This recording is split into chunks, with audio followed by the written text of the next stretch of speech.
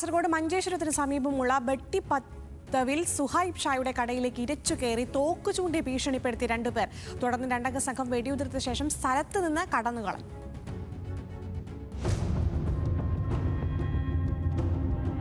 Kasaragod Manjeshwaram ബട്ടിപ്പതവിൽ general store നടത്തുന്ന ഷുഹൈബ് ഷെയ്ഖിന്റെ കടയിലെത്തിയ രണ്ട് ആക്രമികൾ തോക്കുമായി എത്തി കടയ്ക്കുള്ളിലേക്ക് വെടിയുതിർക്കുകയായിരുന്നു. തലനാരിഴയ്ക്കാണ് ഷുഹൈബ് രക്ഷപ്പെട്ടത്. സംഭവസ്ഥലത്തെത്തിയ മഞ്ചേശ്വരം പോലീസ് പരിശോധന നടത്തി.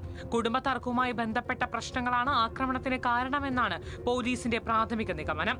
പ്രതികളിൽ ഒരാൾ മിയാപദവ് സ്വദേശിയാണ്. ഇയാൾ നിരവധി ക്രിമിനൽ കേസുകളിൽ പ്രതിയും കാപ്പ ചുമത്തപ്പെട്ടയാളുമാണ്. ഇയാളുടെ കൂടെയുണ്ടായിരുന്ന കൂട്ടാളിയും ഒരേ നാട്ടുകാരൻ തന്നെയാണെന്ന് പോലീസ് തിരിച്ചറിഞ്ഞിട്ടുണ്ട്. പോലീസിന്റെ സമഗ്രമായ അന്വേഷണത്തിനു ശേഷം മാത്രമേ സംഭവവുമായി ബന്ധപ്പെട്ട കൂടുതൽ വിവരങ്ങൾ വ്യക്തമാക്കൂ. ന്യൂസ് മലയാളം, കാസർഗോഡ്.